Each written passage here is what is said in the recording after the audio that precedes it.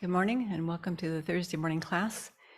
In our March and April, while Venerable and a third of our community are away in Taiwan, we're going through Lama Zopa Rinpoche's text called Transforming Problems into Happiness.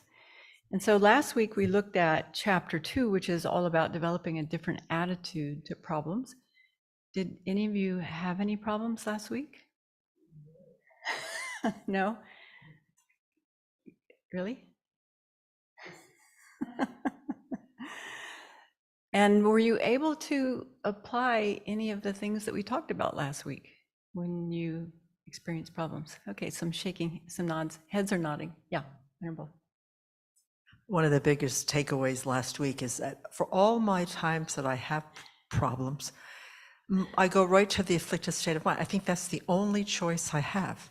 So the fact that there's a possibility of saying, how can I benefit from this difficulty right now?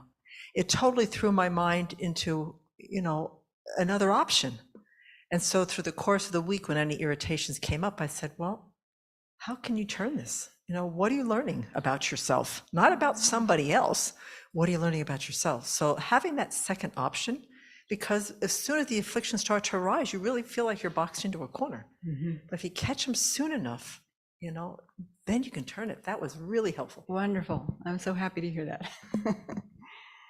Okay, go ahead and put the slides up if you would.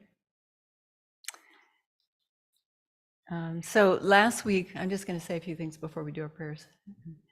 Last week we began checking, is our mind resilient in the face of all the different problems that we experience?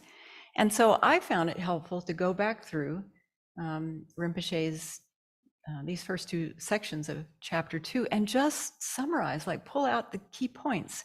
And I found it really helpful because then I had something I could turn to as soon as I was working with a problem. So the first section was called The Fault of Seeing Only the Problem. And so often we perceive that something's a little off about the way a person looks or dresses or speaks to us, the tone of voice, or something's not quite in line with our idea of how things should be. For example, he talks about giving food that's just a little bit too cold or maybe too spicy, not spicy enough, whatever. But the thing that he highlights there is it's the self-centered habit that makes that small problem into a big problem. And we know that. That's one of the hallmarks of self-centeredness. It exaggerates things. So this is what self-centeredness is going to do unless we oppose it. And this habit of thinking makes our mind very heavy. Have you noticed? Very heavy, very unhappy, grumpy, all those adjectives. And so that eventually, if we keep following that kind of mind, then all appearances arise as the enemy. And, we've all had those experiences where even just a certain situation or even just seeing a certain person, they don't even have to do anything. They just come into the room and, this grumpiness comes up in our mind. That's all appearances arising as the enemy. And so instead, Rinpoche encourages us to recognize that we are the ones who have habituated our mind into thinking this way. And if that's the case, that's the good news, because then we can change that mind into eventually seeing all appearances arising as the friend or the teacher, like Milarepa with his hand to his ear. So, that's a nice way to just hang on to what are the main points of shifting that mind from, seeing faults. And then seeing the benefits of problems, the second section. First of all, we have to recognize, like you were talking about, recognize that there is a benefit to these problems. They can actually benefit us. And remembering that since there's no benefit, then why not instead apply some mind training so that we can, actually benefit from it. And so this is where Rinpoche brought in this beautiful verse from Shantideva's chapter 6. It's verse 10. It's worth memorizing. Why be unhappy, upset, depressed, angry, if something can be remedied? And if something can't be remedied, then, well, what's the point in being upset, depressed, angry, etc.? So that is one all-purpose mind training verse that we can hang on to. And then developing a strong determination. And I have found, going over this part of the text when my mind has been really grumpy, I found it helpful. Right, today I'm going to have this strong determination that from now on I'm not going to get irritated. I'm going to see problems as beneficial, as helpful for my spiritual practice.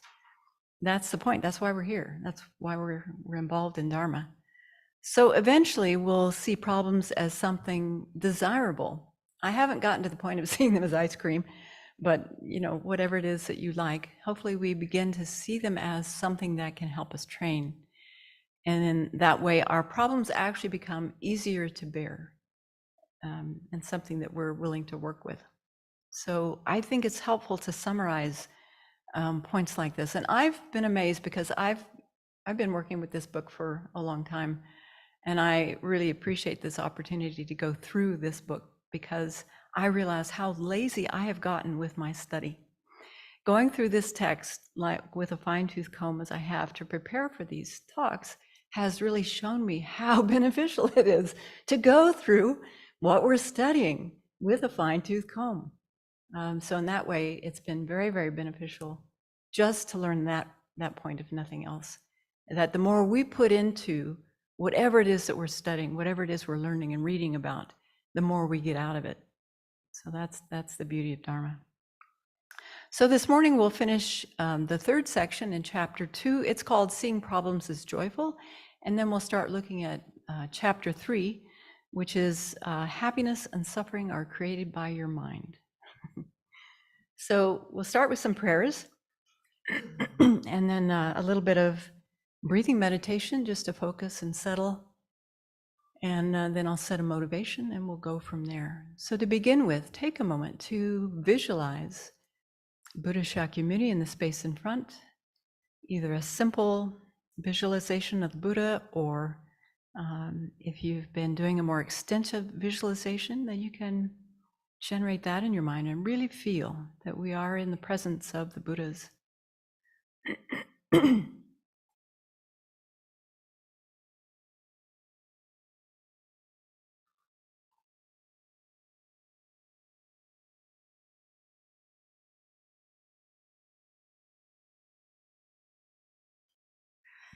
Namo Guru Bhyaha, Namo Buddhaya,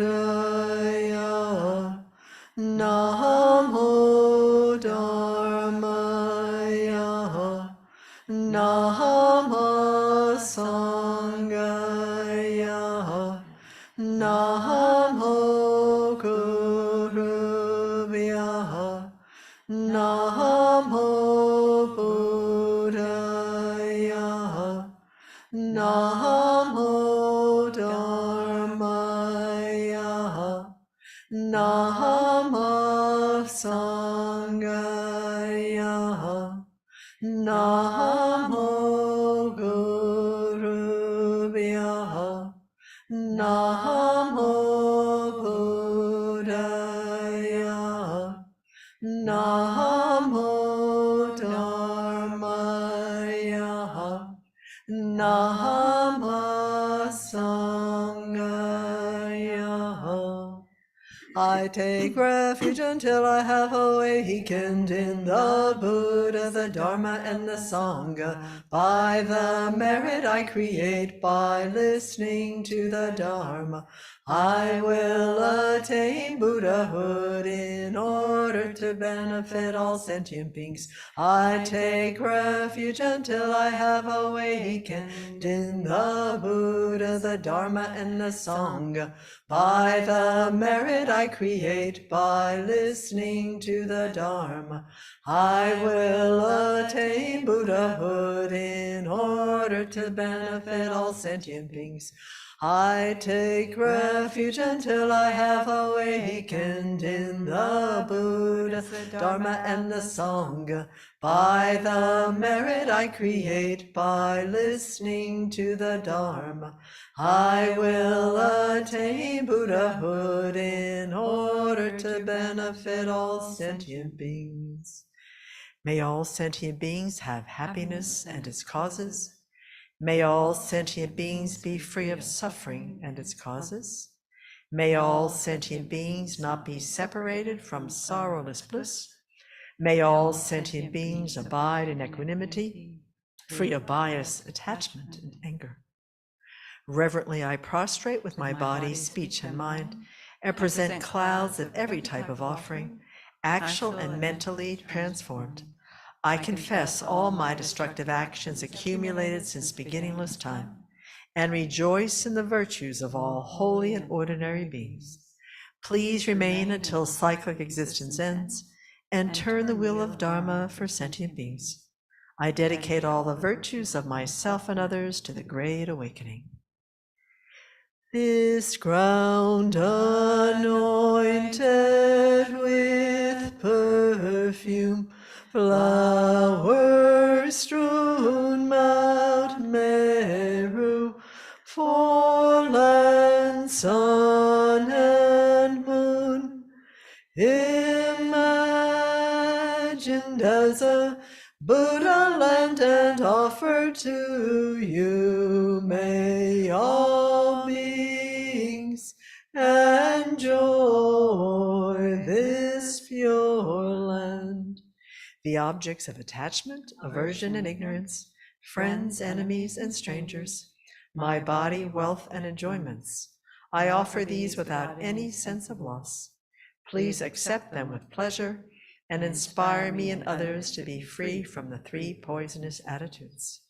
Idam Guru Ratna Mandalakam Niryatayami. Glorious and precious root Guru, sit upon the lotus and moonseed on my crown, guiding me with your great kindness. Bestow upon me the attainments of your body, speech, and mind, the eyes through whom the vast scriptures are seen, supreme doors for the fortunate who would cross over to spiritual freedom, illuminators whose wise means vibrate with compassion. To the entire line of spiritual mentors I make request. Hayata Mune Mune Maha Munaye Soham. Tayata Mune Mune Maha Munaye Soham. Tayata Mune Mune Maha Munaye Soham. Tayata Mune Mune Maha Munaye Soham. Tayata Mune Mune Maha Munaye Soham. Tayata Mune Mune Maha Munaye Soham. Tayata Mune Mune Maha Munaye Soham.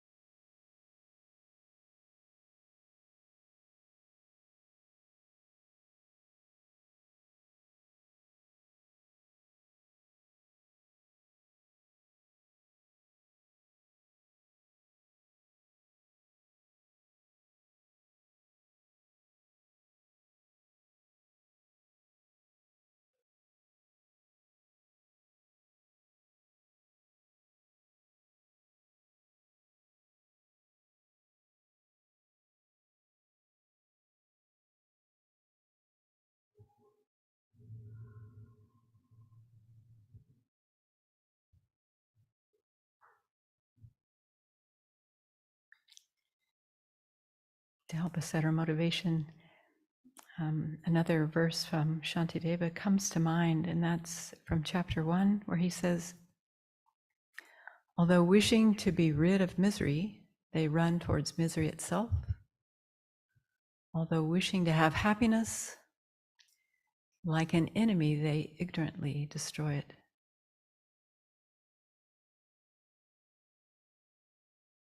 Shantideva was very good at putting his finger right on the pulse of how our minds work and how the afflictions fool us and trick us and deceive us.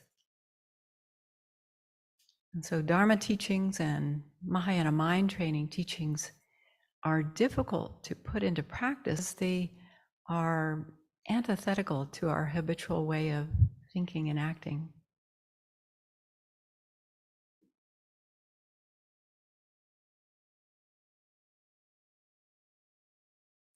But if we take a good close look at our mind and what it's doing all day long, our thoughts, our actions,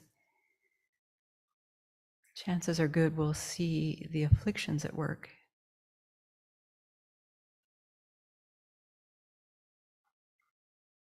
And often we go right along with the afflictions. We believe them, we trust them, we see them as valid, we follow along. And we don't recognize them for the enemies that they are. And then instead of really looking inside, where we have some ability to make some changes, we continue to look outside of ourselves for the source of our suffering, our unhappiness, our dissatisfaction.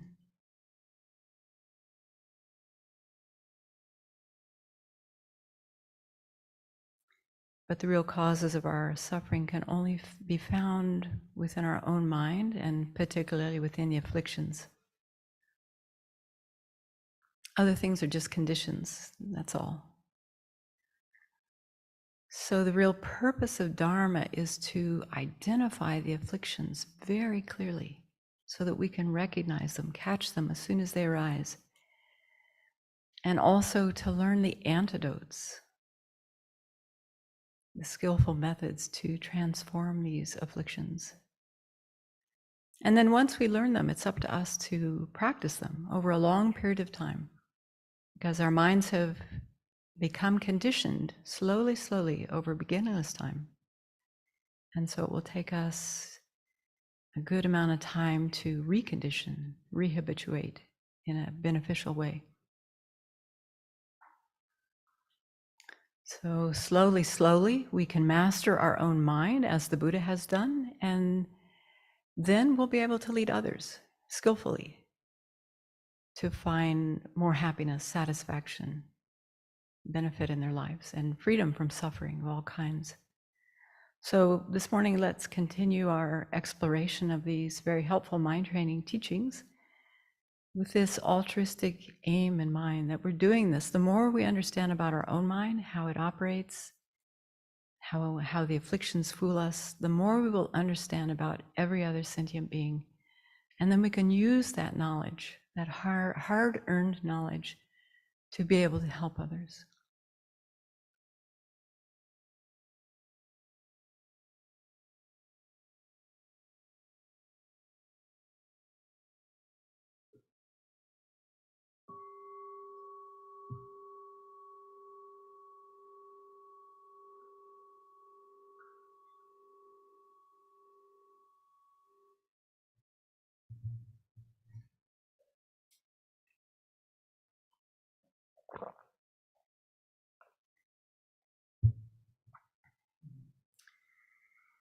So we'll pick up with section 3 in chapter 2. It's kind of a long chapter.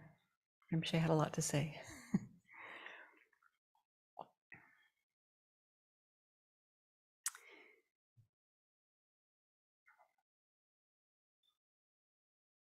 So it seems that the key to Mahayana mind training is to be well prepared for what we're inevitably going to encounter before actually meeting miserable conditions, since being able to use them as a basis for virtue and happiness is extremely difficult. And we see this in our own experience. So this is similar to the Lam Rim teachings and how we study the Lam Rim, that we train while conditions are good, so that we can easily apply those topics in our daily life as things come up. Like right now, we're learning about death and impermanence in the Friday night class, the Lam Rim, middle-length Lam Rim. And so we're training in looking at the faults of not remembering death and impermanence and the benefits of remembering death and impermanence. Why? So that we will have some enthusiasm, interest in doing the 9-point death meditation, so that we're prepared, because we don't know when death is going to come. So like that, preparing our mind to see problems as desirable, even as joyful, we'll be prepared when we actually meet with them. And this helps us to avoid solidifying problems. You know, when problems come up, we grasp at them so strongly, make them very concrete. But if we're prepared, then we're less likely to do that, because there will be this doubt, like Venerable Simke was mentioning. There will be this doubt in our mind, like, well, maybe this is a benefit. How else can I look at this? And also learning to see them even as necessary. That brings a real delight to the mind, when you can actually see, this problem that I'm experiencing is necessary for my spiritual growth.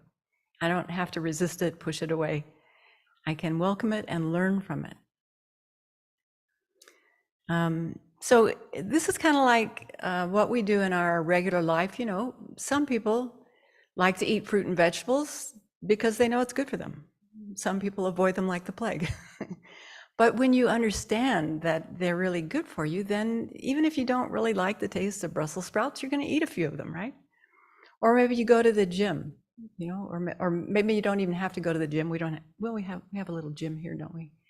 But we can do squats and planks and burpees without a gym, you know, and we do those. Why? To build up core strength, to keep our bodies healthy, even though they're not that fun to do, actually. I mean, maybe you find them fun. It's hard to hold a plank for more than a minute or minute and a half. But we know they're good for us. They build up core strength. And the older you get, especially, you know how important it is to have core strength. So it's not that just problems help our practice of virtue, but they're actually necessary. Next slide. So Rinpoche says we must clearly recognize that our problems are actually necessary conditions for our practice of virtue. And we can derive continual stable happiness from this. We've all heard Venerable Chodron's Sam's story many times. How she encountered the Italian monks, macho Italian monks, at her time in Italy, and who gave her such a hard time. I think this was the early 80s. Really gave her a hard time for the job she was trying to do there. And finally, many months later, she had a chance to meet with Rinpoche, and he asked her, Venerable Chodron, who's kinder to you, the Buddha or your friend Sam? And she said, the Buddha, of course. But he reminded her, no, actually Sam is kinder to you right now, because he's showing you your mind. He's showing you your mind, that you have a small problem with anger. And he's also inspiring you to apply the antidotes, because anger is so painful.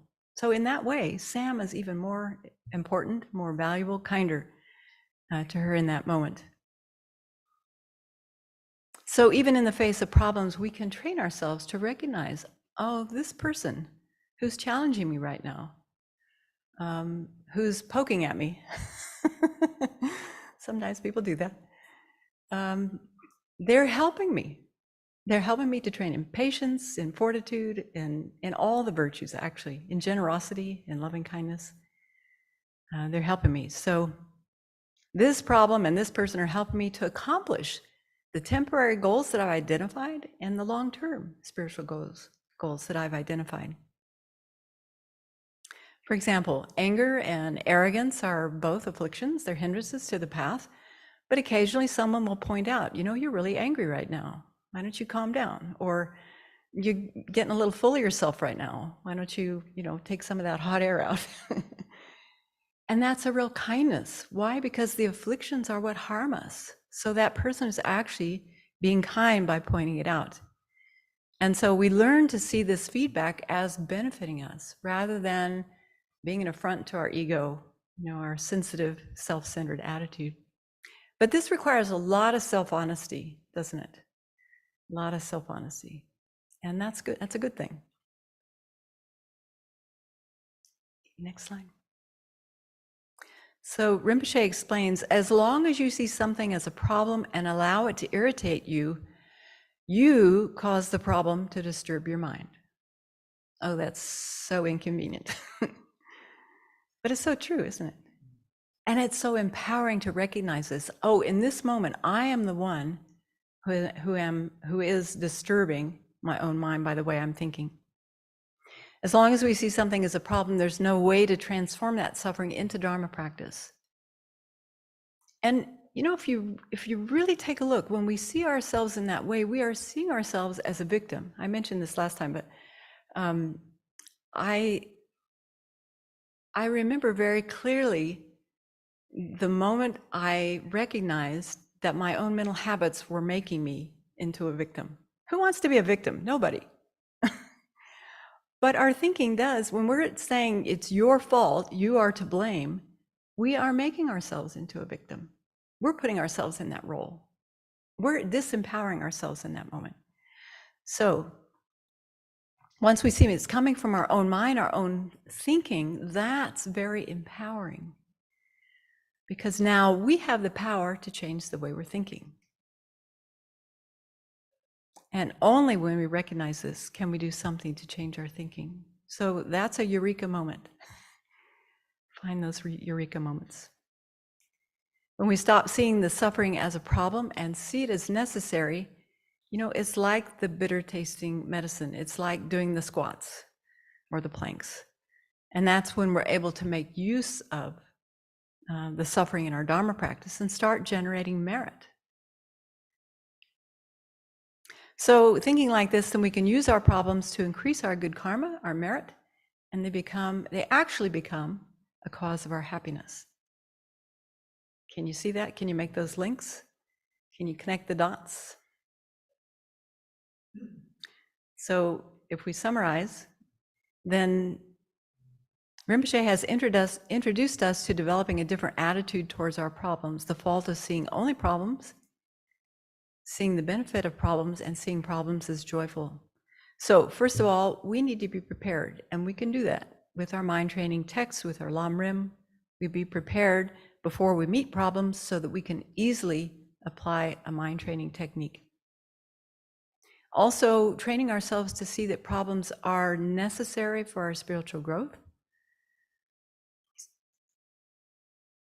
and our practice of virtue. And when we see something as a problem, to recognize I'm causing this to disturb my mind right now. Really owning that, taking responsibility. The thoughts I'm following in my mind, this is what's creating the problem. And then seeing a problem as benefiting us, actually making us happy. Because whether a situation is wonderful or miserable depends on the way our mind perceives it and interprets it. That's powerful. So I've tried to summarize these key points on the slides. And, like I was saying earlier, if we just listen to these teachings and don't really take them in, don't really reflect on them and go over them, they're not going to help us very much. But if you really make some effort in applying these, even to the small problems, the bourgeois problems that we were talking about, then I guarantee you will begin to see some benefit. I think I can do that. I think I can guarantee that. I'll just say I've seen changes in my own mind that have been encouraging. So it's not like these teachings are actually rocket science, right? They're pretty common sense. I don't know why they call it common sense. Sometimes it's not so common. Uncommon common sense. Yeah.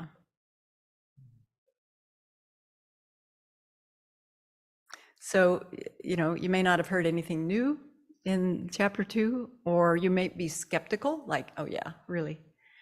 But we have to try this out for ourselves, try it with our own difficulties, our own problems, and, see how it works. prove to ourselves whether it works or not.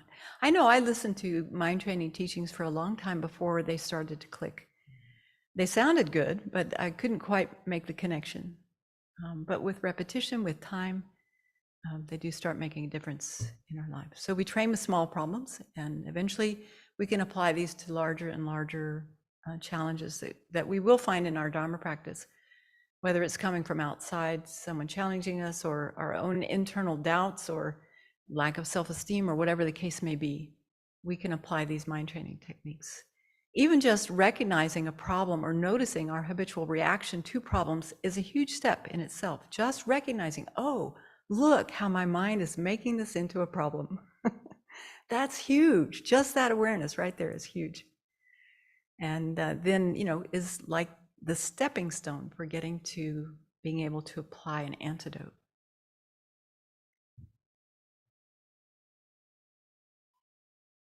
So he says, stopping the thought of disliking problems and generating the thought of liking them makes our mind happy. And it's true. It makes our mind happier. Using Mahayana mind training, we can maintain our practice, without any interruption, without discouragement, without personal distress or depression. Sometimes when we see that we make the same mistake again and again and again, it can feel a little discouraging. But, see it as an opportunity. Okay, here's another opportunity to do something different this time. How can I do it differently? It's not easy to meditate when we're depressed. So the more we can apply Mahayana mind training, the less we're likely to walk away from our practice. Who wants to practice when your mind's really heavy and unhappy? It's hard, isn't it? We've all been there. So mind training can really help us to stay a little more buoyed, have a lighter mind, and to continue on with our practice. So wouldn't it be amazing to have a mind that was like that? Do you know people with that kind of mind?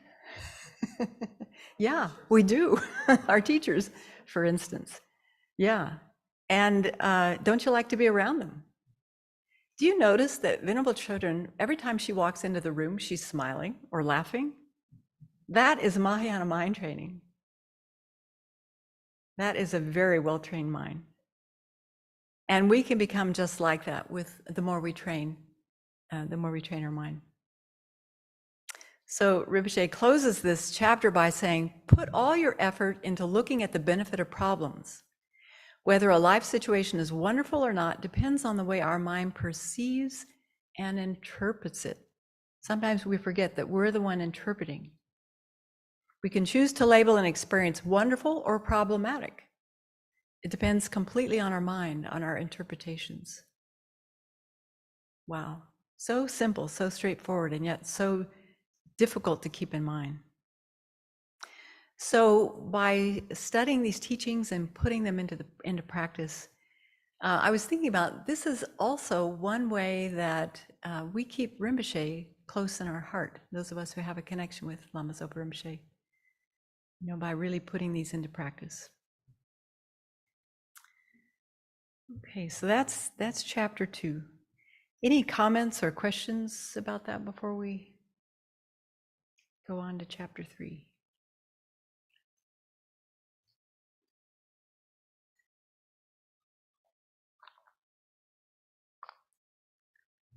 Alrighty. Chapter 3 is called Happiness and Suffering Are Created by Your Mind. And so Rinpoche is continuing on this theme. I mean, some editor took all his teachings and chopped them up into chapters. There's actually a nice flow throughout the book. And so he starts, the title page to chapter 3 says 3 points, makes 3 points. Happiness and suffering are dependent upon your mind, upon your interpretations. They do not come from outside, from others. All of your happiness and all of your suffering are created by you, by your own mind. There's a lot there. Now, as Buddhists, we probably would say, yes, of course, I agree with this. No problem. Anyone disagree with any of these 3 statements? Right, when you're afflicted, you, And that's exactly what's going on. When we're afflicted, that's when the practice is remembering these three statements.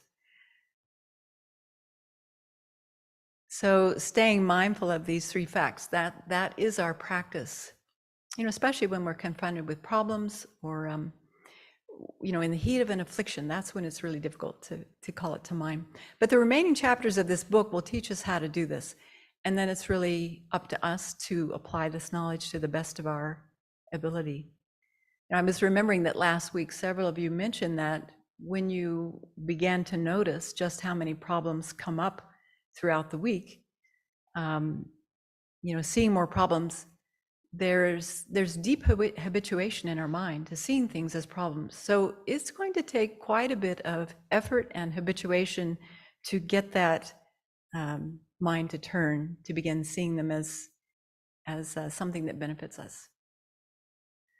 I remember someone using the example of like a steamship. Steamships are going in a certain direction and they don't turn all at once. There are these things called trim tabs on a steamship, and they make little adjustments all along the ship. That's what I understand about them. Venerable Sultan probably knows more. And slowly, those little adjustments are what get the ship to actually turn course. Did I get that right? Okay. All right. So the next slide shows that this section has been divided in, or this chapter has been divided into two sections. And so the first one is our happiness and suffering are dependent on our motivation. And happiness and suffering are the manifestations of emptiness. That all experiences, good or bad, are simply the gathering of causes and conditions. So let's have a look at that first one. Our happiness and suffering are dependent on our motivation. So one of the first things we learn when we come to Buddhism is that our action, whether an action becomes beneficial or not, whether it becomes virtuous or not, really depends on the motivation we bring to it. It depends on our mind. Specifically, it depends on our intention, our motivation for doing the action. So, for example, there's a significant difference in doing an action out of generosity, real generosity, and doing one motivated by greed. The action could look exactly the same, but the motivation's different. It has a very different feel, doesn't it, when we do something out of a genuine, virtuous state of mind. But I suspect that most of us assume that we have a pure motivation all the time, don't we? We like to give ourselves the benefit of the doubt. My motivations are always pure. We might have to check up. Given the importance of our motivation in influencing the results of our actions, it's going to be very important to actually know what our motivations are. And sometimes it takes a while to figure out what was my motivation for doing that action. And oftentimes, I know in my own mind, they're mixed. They're not just one or the other, virtuous or non-virtuous, they're mixed. So we need to know what our motivations are. Otherwise, we're just going to be pushed around by our habitual way of thinking. So I'm going to digress here for just a couple of minutes to make a point. I first met Venerable Chodron in 1995. She was teaching in Seattle at Dharma. At that time, Dharma Friendship Foundation was in her home, a little 2-bedroom house near Green Lake in Seattle. And on Monday nights, the more advanced students studied the Lam Rim. And on Wednesday nights, the newer people, it was kind of interesting, this is for new people, but this is what was on offer. On Wednesday nights, we started with 35 Buddha practice. We did a short Chenrezig practice, and then Venerable taught on a mind training text called The Door to Satisfaction. That was my introduction to Buddhism. Jumped right into Chenrezig practice. So Venerable was giving teachings on this book by Zopa Rinpoche called The Door to Satisfaction. And it was this book is a series of 10 discourses that Zopa Rinpoche gave in the 90s, I think 1990. It was at the third enlightened experience celebration that the FPMT, the Foundation for Preservation Mahayana Tradition, used to put on.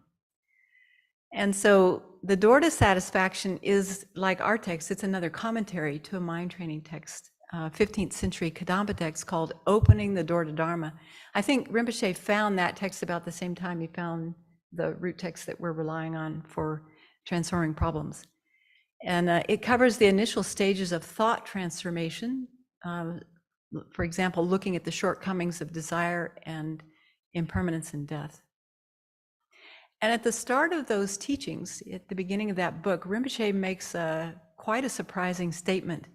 He says, "It was only after reading this text in my late 20s that I understood the real meaning of practicing Dharma." This was a bit of a shock to the students there with him in Bodh Gaya because, from being his students and also from his reputation, everyone knew that Rinpoche was like the epitome of a perfect Dharma practitioner, devoted to Dharma day and night. So, there was something to be learned from this text that he discovered in his late 20s.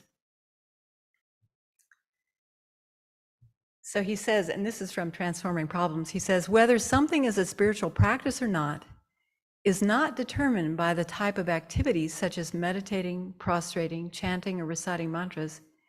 It's determined by the reason for doing it." So here we are doing Chinese chanting on this slide. It's a picture of us doing Chinese chanting. How many of you have ever been in the middle of Chinese chanting on Tuesday or Saturday nights and realize that you're completely spaced out, have no motivation at all? Been there? We've all done that, haven't we? Okay. This sometimes might happen while we're reciting lunch prayers, might happen while we're doing dedications at night at the end of our practice. The mouth is moving, but there's not much else going on. It's like not really connected. So, we all do this. We all space out from time to time. But it points out that often people think of Buddhist practice as doing something, as a physical action, prostrating, reciting, moving our thumb with malas to count mantras, things like that, chanting. But in his late 20s, Rinpoche was shocked to find that up until reading that text, Opening the Door to Dharma, that nothing he had done seemed to qualify, in his mind, as Dharma practice. Now, he was recognized as a tulku at a very young age, I don't know, 3 or 4, somewhere in there. So from 3 or 4 until his late 20s, that's a good amount of time where he's involved in studying and doing the activities. So what do you think interfered with his ability to engage in an actual Dharma practice?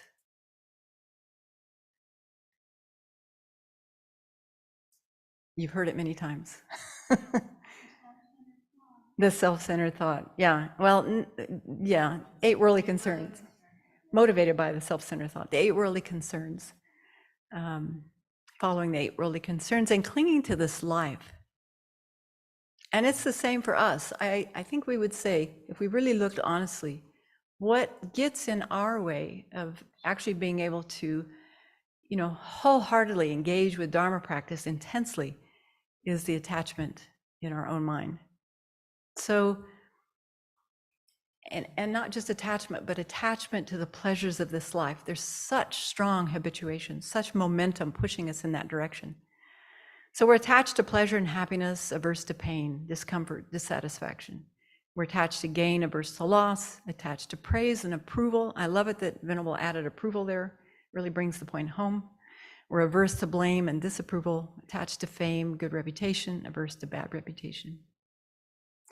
And when Venerable Chodron talks about her early days at Kopan, she often says how many times she has thanked Rinpoche for, I don't know if hammering's the right word, but hammering in this point about the evils of the 8 worldly concerns. Now, evil, that's kind of a strong word, but Rinpoche likes those strong words. It gets our attention, it wakes us up.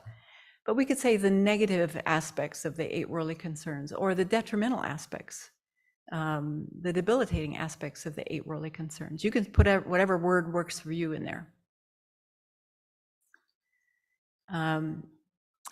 I think she makes this point. She hasn't said this specifically, but if I was to look at her, if I was trying to guess what would be her reasoning for being so grateful for those teachings, 2 points seem to come out to my mind. One is that it impressed upon her the importance of motivation for doing what we're doing, and also the negative consequences of following attachment,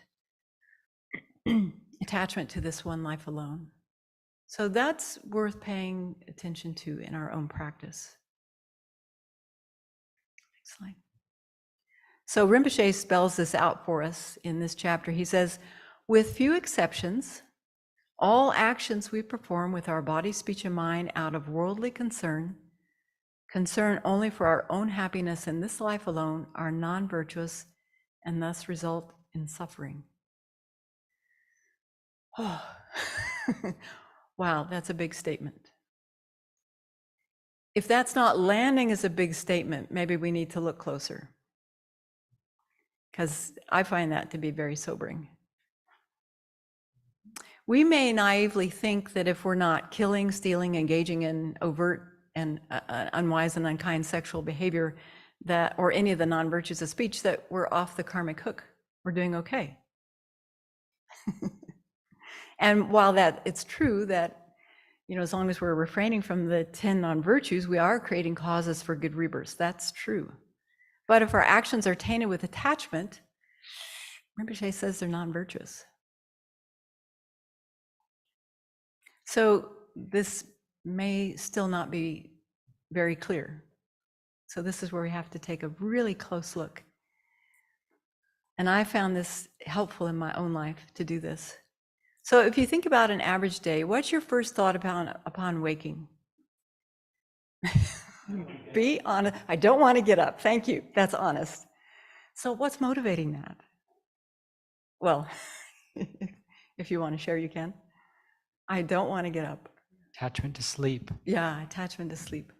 Aversion to what the day will bring.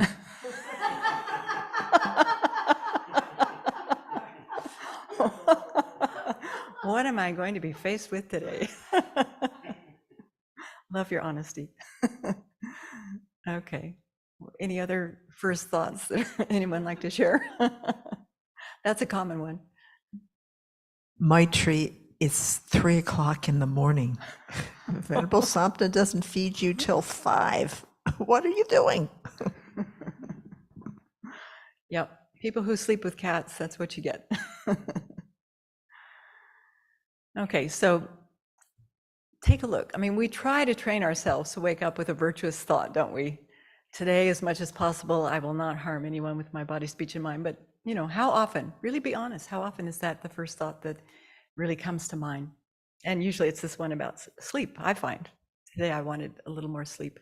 So how many of you hit the snooze alarm? How many of you have a snooze alarm on your clock? Mm-hmm.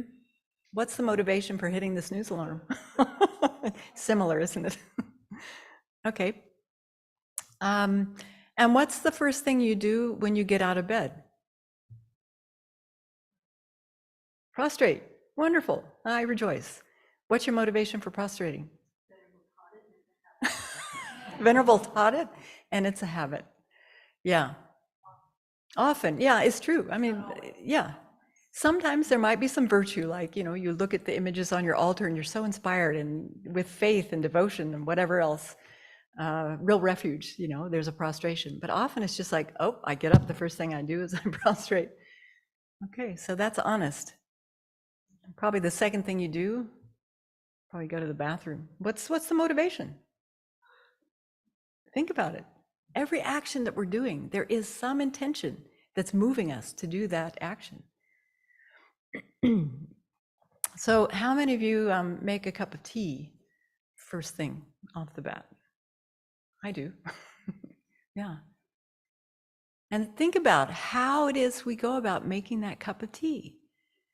Trying to get the hot water just right, and the right tea bag with the right amount of caffeine and the right amount of honey or sugar or whatever sweetener, the right amount of whatever milk or milk alternative you use.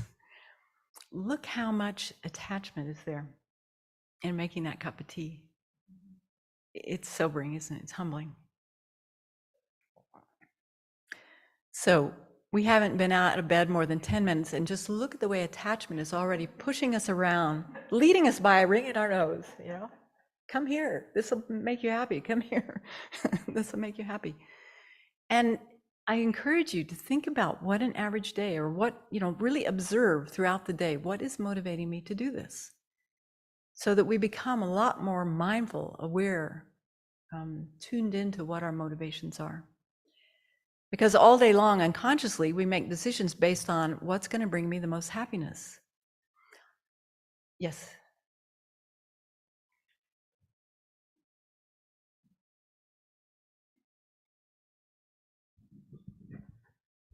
Quite often I notice that, like, if I procrastinate, press the snooze button over and over again, I don't want to get up, I don't want to get up. Actually, I think I'm,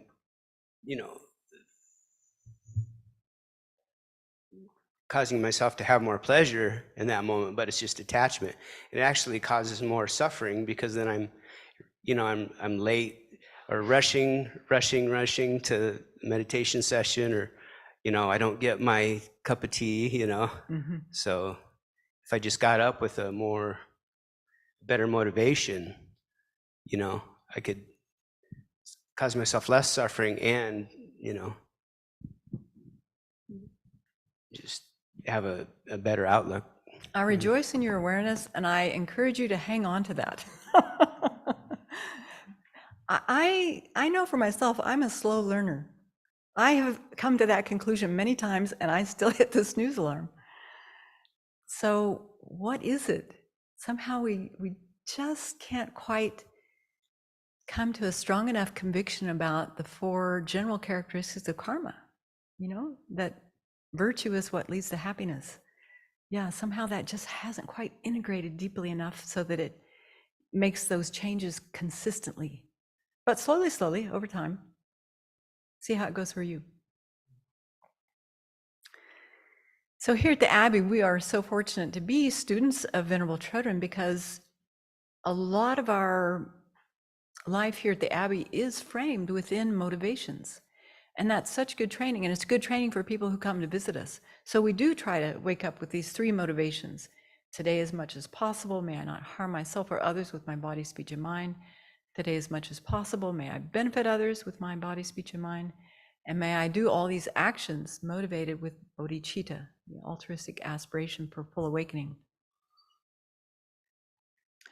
We also have specific motivations for offering service, and people love that prayer.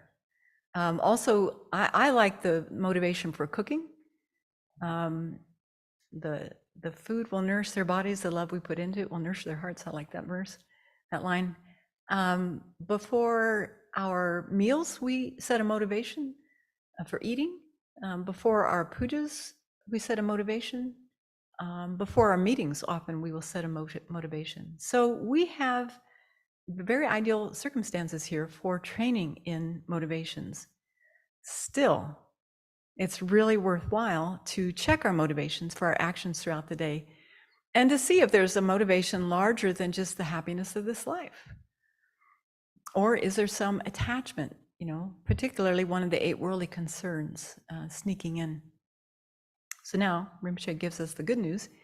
He says, all actions of body, speech, and mind done with the wish that seeks happiness beyond this life, seeks the happiness of future lives, or seeks the happiness of all beings are virtuous. So there we go. We can rejoice when we notice there is something larger than just the happiness of this life going on. Because motivation controls everything. It determines whether our actions are virtuous or non-virtuous.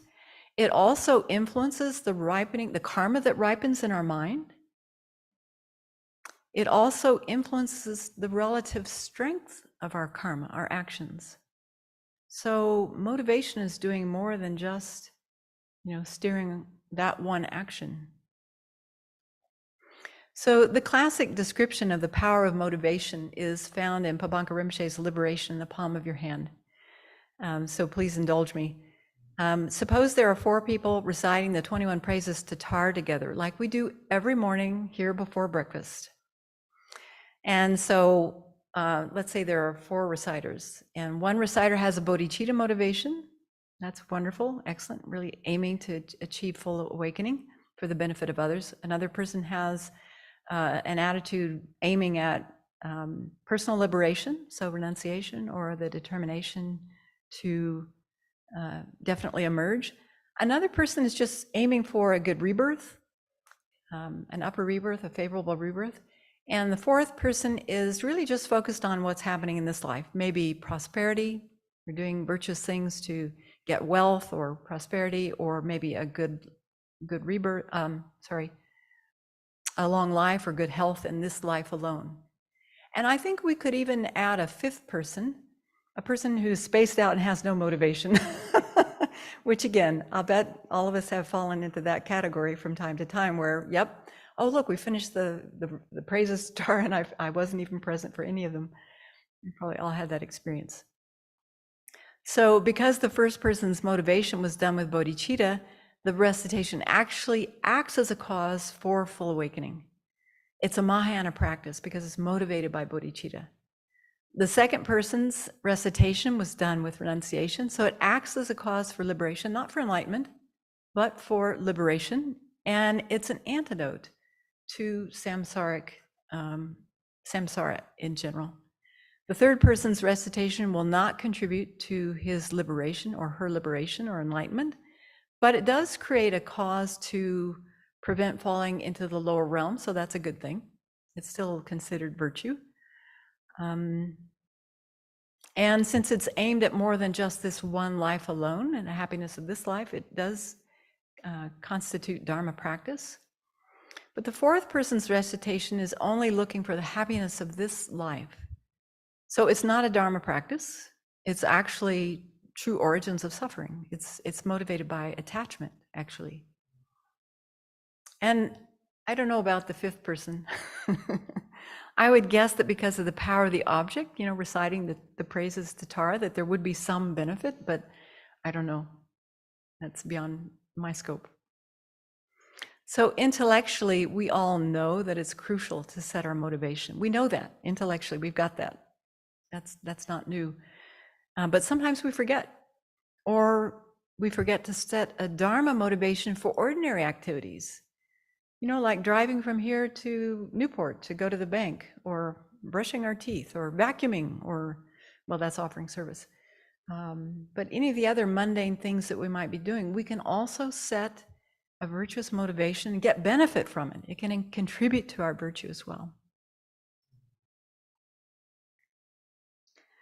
So I find it's important for myself to review and refresh these topics again and again because I forget. I'm not mindful. That's the thing about being mindless. You're not there to remember that you're not being mindful. You're just not there. Or we get lazy. We get sloppy in our practice. Sometimes that happens. Or we get busy. I think that's also another excuse for why we forget to take the time to really think about what's motivating me to do this so that I can include this in virtue. Because these different results come from different types of motivations, this is one of the reasons, this is the point Rinpoche is making, this is one of the reasons that everything depends on our mind, on our motivation. So that's that first section. All suffering comes from the misguided wish for our own temporal happiness in this one life, he says. This kind of happiness seems to be happiness, but it's really only suffering. Why? Because it's the suffering, it's the dukkha of change. The reality is, in our life, there is going to be pleasure. There's going to be pain. There's going to be gain. There's going to be loss. There is going to be praise. There is going to be blame, criticism. There's going to be fame and disgrace. But how we relate to these things, that's what's important. That is what determines the extent of our suffering or lack of suffering. If there's big attachment, there's going to be big suffering, right? So if there is a virtuous motivation for doing these things, there's going to be a lot less suffering. It comes from our mind. There's a Buddhist teaching. I hadn't heard this until I read this book, but I also just recently read it in another book. It must be in some scripture somewhere that says all of existence depends on the tip of a wish, meaning that all happiness and suffering depend on our motivation. That's what that means. So Rinpoche is emphasizing that one very important condition for our happiness and our suffering is our mind, specifically the motivation.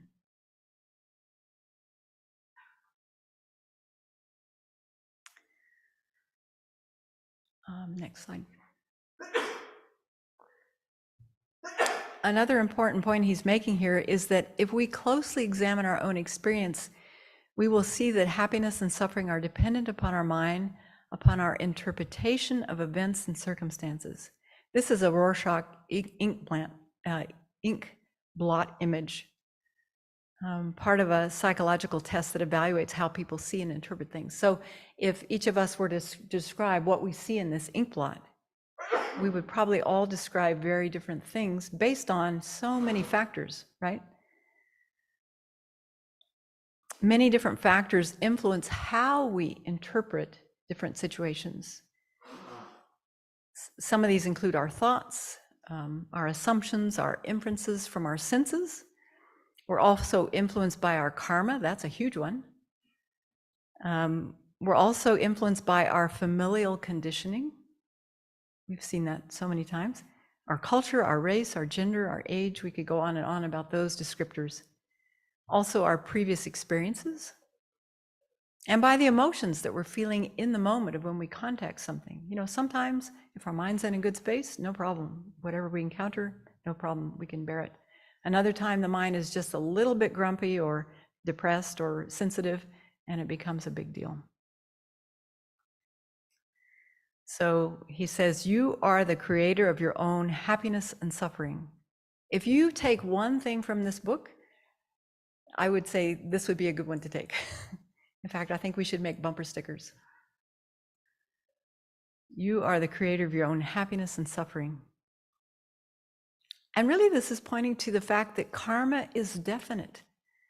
Happiness and suffering don't come from outside of us. There may be conditions outside of ourselves, but the actual experience of happiness and suffering come from our own mind. If we're motivated by virtue, we are going to experience pleasure. If we're motivated by non-virtue, we're creating causes to experience suffering. It's not that we definitely will experience suffering, because we can always mitigate those, but this is how it is. And again, the Buddha didn't create the law of karma, he simply observed it and then described it to us out of his compassion so that we can make use of it. So when we think about this reality deeply, you know, we can see that the happiness and suffering that we experience is a direct result of how we take care of our mind on a daily basis, moment by moment, actually. So this is quite straightforward. It's not rocket science. A lot of Buddhism is not rocket science, but it's hard to remember. It's hard to stay mindful of it. In my own case, I have learned this one line, that I am the creator of my own happiness and suffering, many, many times, and I forget it. And then I have to discover it again, and then I forget it. And then I discover it again. And so this is one reason I love this little book, because I can go right to that page. And Rinpoche reminds me, oh, right, I am the creator. What is it our friend Douglas says? I am the director of my own play, something. Yeah.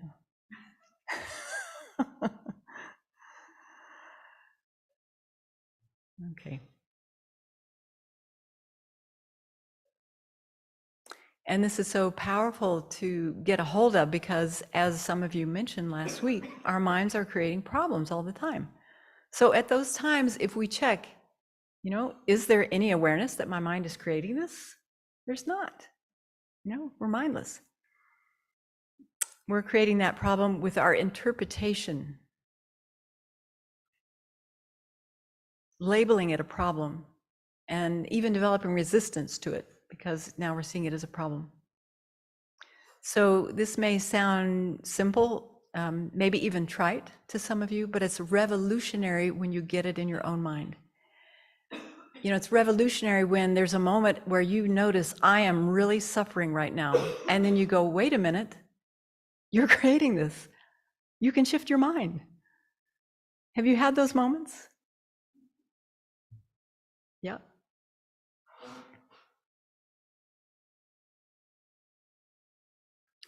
So that's the first section of chapter 3. Again, very simple, very straightforward, not easy to hold on to. Okay, the second section is about happiness and suffering are the manifestations of emptiness. All experiences, good or bad, are simply the gathering of causes and conditions. And these two sections, these two statements, I find they're related. So I encourage you to think about how they're related. Next slide. He says, by recognizing the benefits of suffering, you are able to identify suffering as good, and this will bring you happiness. But this happiness depends entirely upon properly understanding the benefits of problems, and then on that basis, identifying problematic situations as good. So again, this doesn't happen automatically. We have to train in this new outlook. And it's due to understanding. It's not just due to willpower or gritting your teeth. It's due to real understanding. So I tried to come up with a syllogism. I think this one works, but check it for me, okay? So if you think about a specific problem that you've had, just think of something quickly. And then let's try to compare it against this syllogism. So, you know, if you think about it, it could be a problem with another person, or a problem with the bank, or a problem with your own mind.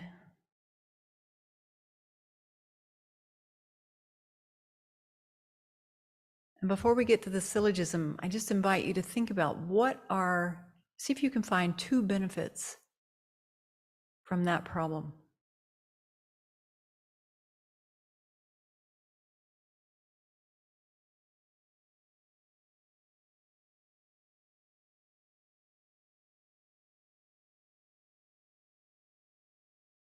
Can you think of some benefits?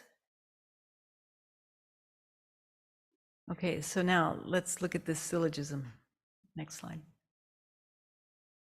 The subject, this problem that I'm experiencing is a cause for my happiness, the predicate, because it's benefiting my practice of virtue.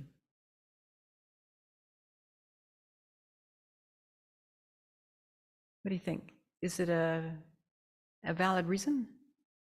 Is the reason established? The subject, this problem that I'm experiencing benefits my practice of virtue.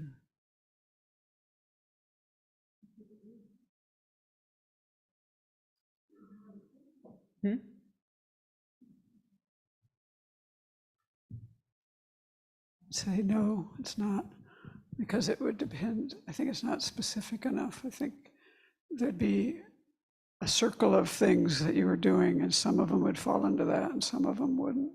Okay, so how could we change that last one? Because it has the potential to benefit. It's not this problem I'm experiencing. I think the subject might. Yes. What if we change it to, this problem that I'm experiencing is a cause of my happiness because it has the potential to benefit my has the potential to benefit my virtue, my practice of virtue. Yeah.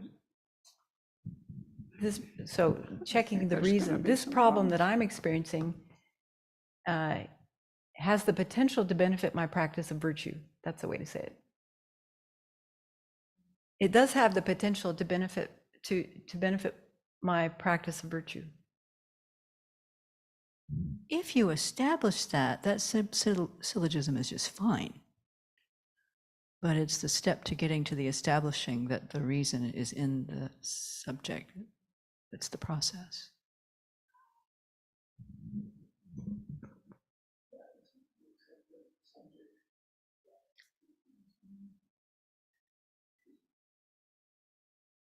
I think you could accept the subject, but I think maybe then it's the reason that needs to be narrowed. Because not all problems I'm experiencing benefit my practice of virtue. Some do. It has the potential. We added that word. It has the potential to benefit my practice of virtue. Yeah, I'm not sure if that helps. Uh-huh. Not sure if it's as tight as it could be. Okay. Well, I hate the idea. It's nice. The predicate is a cause for my happiness. Uh-huh. Can be a cause for my happiness. Okay. Use the microphone, please. I think if you read it, this problem that I'm experiencing can be a cause for my happiness because it can benefit my practice of virtue. Okay. And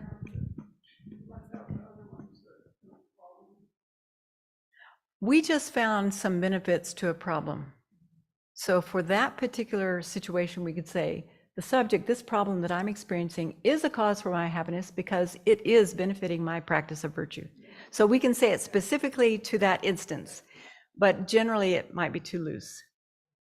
But so we just proved to ourselves that a problem that we had some benefits. We found 1 or 2 benefits.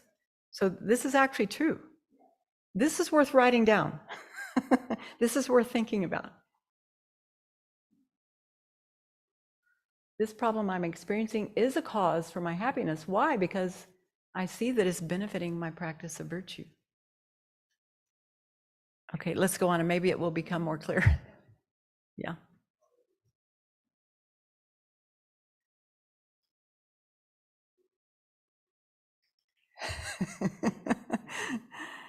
Okay, so this new happiness, just like suffering comes from our mind, this new happiness also comes from our mind.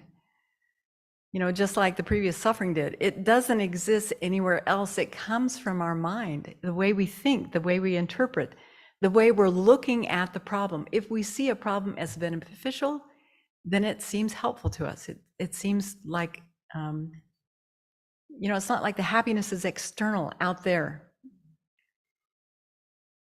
It exists independence on what? On the nature of the feeling and the thought that labels the feeling.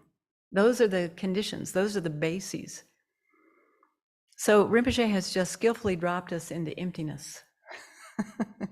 He's very sneaky.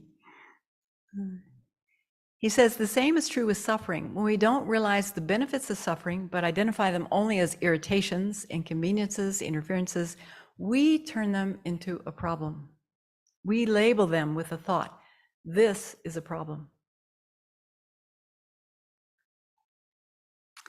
Our mind, our labeling cause the situation to appear in a certain way. That's something we don't recognize. And we've heard this before, I know. But again, a little repetition helps us to be more mindful of it. In that way, suffering is a manifestation of emptiness. It's not existing out there as it appears to. It's not existing inherently, independently, autonomously.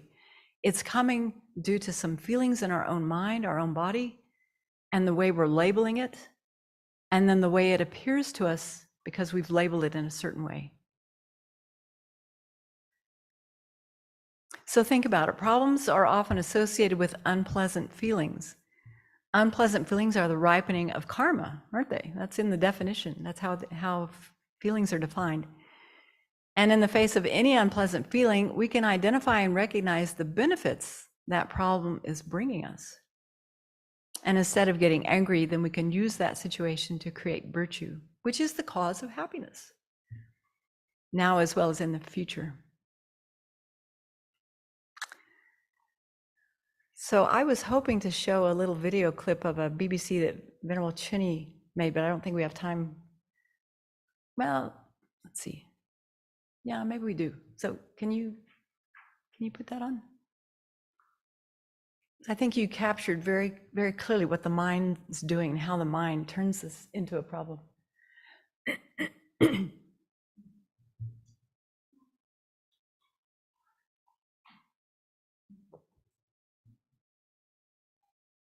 So this is what I was working with on retreat.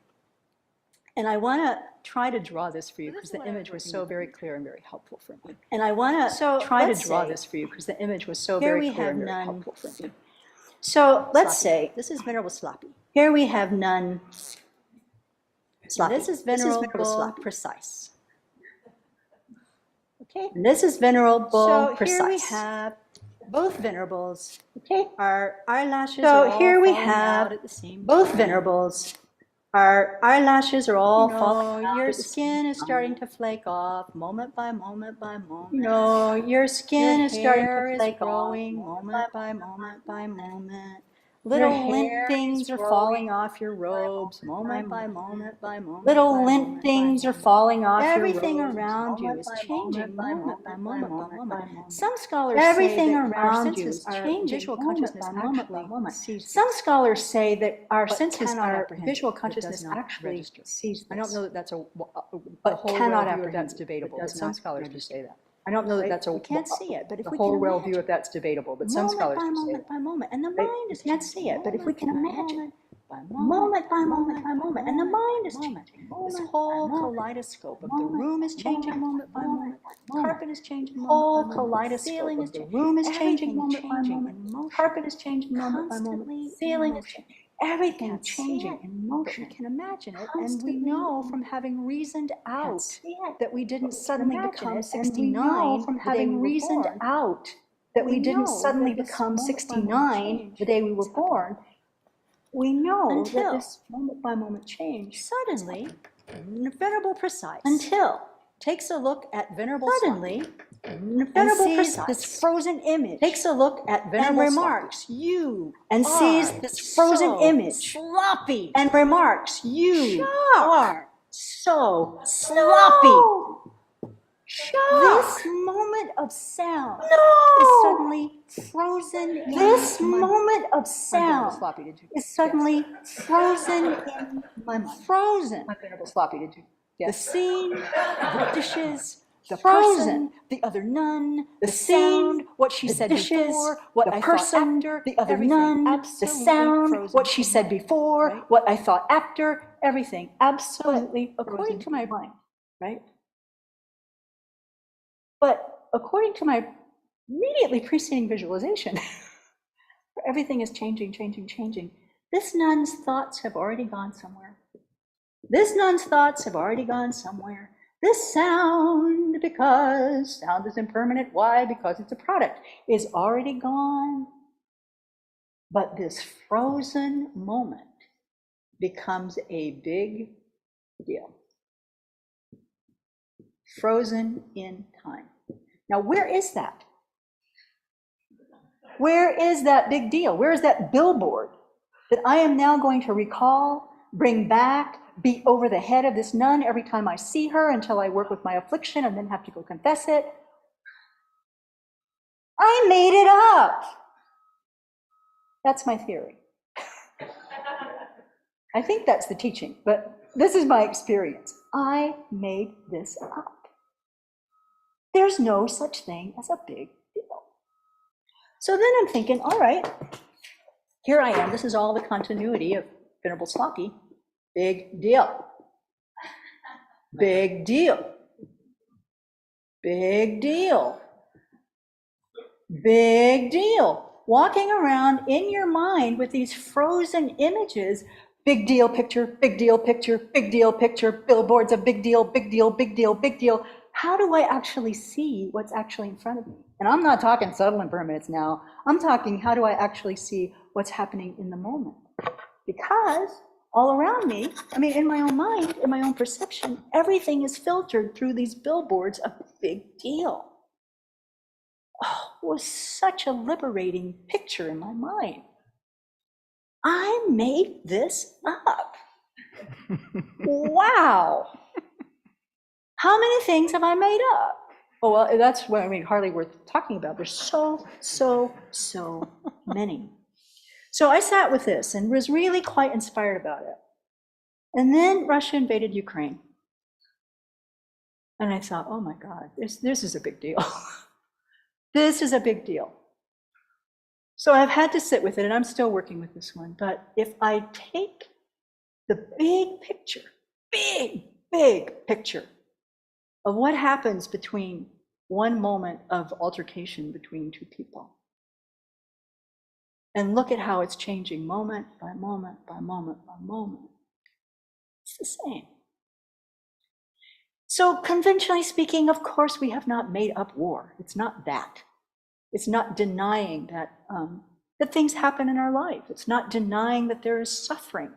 The important thing that I then had to bring back in is like, oh, the more we understand that things are changing moment by moment by moment, and we see how our ignorance keeps us from knowing this, keeps us from understanding this, the suffering that comes from our grasping at things as permanent, whether it's grasping for the resources, craving for the resources that are going to help us, craving for the freedom from the pain that's going to make us, whatever we're grasping at, frozen in time, is so much a source of compassion, must be a source of our compassion.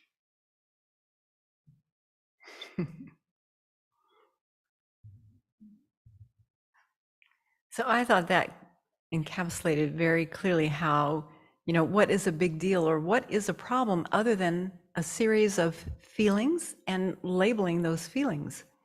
There is no big problem. There is no big deal other than what we've created with our mind. It's in that way, it demonstrates how things are dependent, and dependency is the opposite of independent or inherence. So it's our mind that does this. It's our mind that decides what to pay attention to, what to give importance to. And we also do this when we label happiness as well, and then we cling to that happiness. We make it reified happiness. And so in this way, we can see that happiness and suffering are dependent on our attention, on our labeling, what we pay attention to, what we're feeling. And in this way, we can say they are manifestations of emptiness and empty of any inherent existence. Okay, so I didn't get very far in this part of this section of the chapter, but this is part of the challenge, isn't it, to try to, we could spend a lot longer than 9 weeks on this text, but we have 9 weeks, so I'll try to be more compressed and carry on with chapter 3 and chapter 4 next week. Any comments or questions? Yes.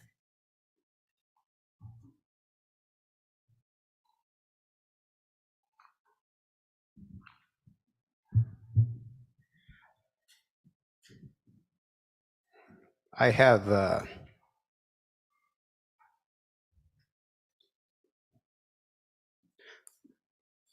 chronic pain every day, and I was just thinking that, when I was away from the Abbey, I was just constantly poor me, and would want to be alone. I, was just irritated and angry all the time, and caused suffering to people around me. But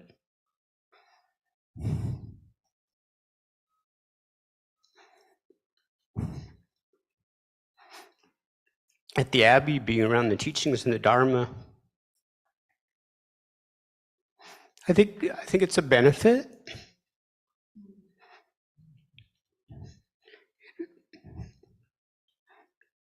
It forces me to look at impermanence and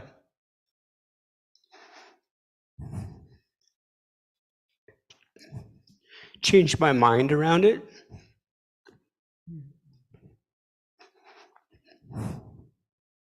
I can either just suffer, woe is me, or I can work with my mind. So I think it's a good thing. Wow. Thank you. Thank you for sharing.